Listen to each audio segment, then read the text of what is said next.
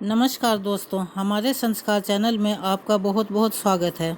आज हम आपके लिए लेकर आए हैं एक ऐसे व्रत की कथा जो जीवतिया जीवित पुत्रिका के नाम से जाना जाता है।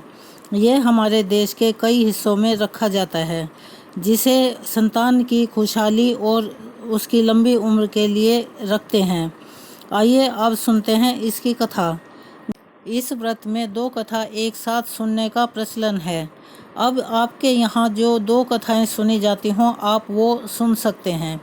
तो चलिए अब हम शुरू करते हैं। एक चील और लोमड़ी की कथा।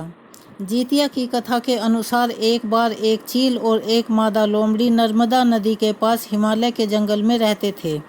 दोनों ने कुछ महिलाओं को पूजा करते और उपवास करते हुए देखा और खुद भी इसके करने की कामना की। उपवास के दौरान लोमड़ी को बहुत भूख लग गई और वह जाकर चुपके से मरे हुए जानवर को खा गई। दूसरी ओर चील ने पूरे ही विधि विधान से व्रत का पालन किया और उसे पूरा किया। अगले जन्म में दोनों ने मनुष्य रूप में जन्म लिया। चील के कई पुत्र हुए और वह सभी जीवित रहे, लेकिन लोमड़ी के पुत्र होकर मर जाते थे। इसके बदले की भावना से उसने चील के बच्चे को कई बार मारने की कोशिश की, लेकिन वह सफल नहीं हो पाई। बाद में चील ने सियार को अपने पूर्व जन्म के जीतिया व्रत के बारे में बताया। इस व्रत से सियार ने भी संतान सुख प्राप्त किया। इस तरह यह व्रत संतान सुख की प्राप्ति के लिए जगत में प्रसिद्ध हुआ। अब हम शुरू करते हैं जीमूत वाहन की कथा। इस कथा के अनुसार जीमूत वाहन गंधर्व के बुद्धिमान और राजा थे। जीमूत वाहन शासक बनने से संतुष्ट नहीं थे और परिणाम स्वरूप उन्होंने अपने भाइयों को अपने राज्य की सभी जिम्मेदारियां दे दी और अपने माता पिता की सेवा के लिए जंगल चले गए। एक दिन जंगल में भटकते हुए उन्हें एक बुढ़िया रोती हुई मिली। उन्होंने बुढ़िया से रोने का कारण पूछा। इस पर उसने बताया कि वह नागवंशी परिवार से है और उसका एक ही बेटा है। एक शपथ के रूप में हर दिन एक सांप पक्षी राजगरुड़ को चढ़ाया जाता है और उस दिन उसके बेटे का नंबर है। तो उसकी समस्या सुनने के बाद जीमूत वाहन ने उन्हें आश्वासन दिया कि वह उनके बेटे को जीवित वापस लेकर आएंगे।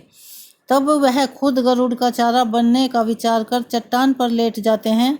तब गरुड़ आता है और अपनी उंगलियों से लाल कपड़े से ढके हुए जीमूत वाहन को पकड़कर चट्टान पर चढ़ जाता है।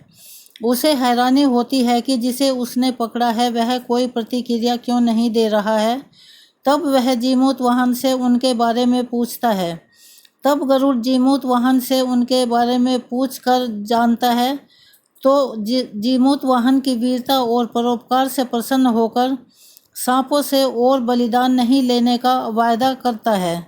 मान्यता है कि तभी से ही संतान की लंबी उम्र और कल्याण के लिए जीतिया व्रत किया जाने लगा। जीतिया व्रत की तीसरी कथा, जो कि महाभारत से जुड़ी हुई है।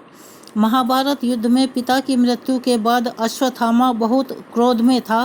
वह पिता की मृत्यु का बदला लेने के लिए पांडवों के शिविर में गया और उसने 5 लोगों की हत्या कर दी। उसे लगा कि उसने पांडवों को मार दिया, लेकिन पांडव जिंदा थे।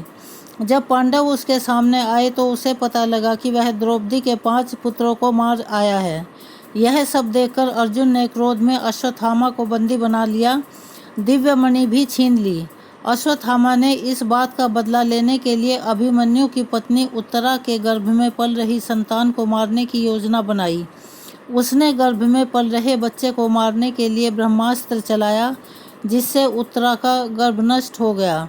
लेकिन उस बच्चे का जन्म लेना बहुत जरूरी था, इसीलिए भगवान कृष्ण ने उत्तरा के मृत बालक को फिर से जीवित कर दिया।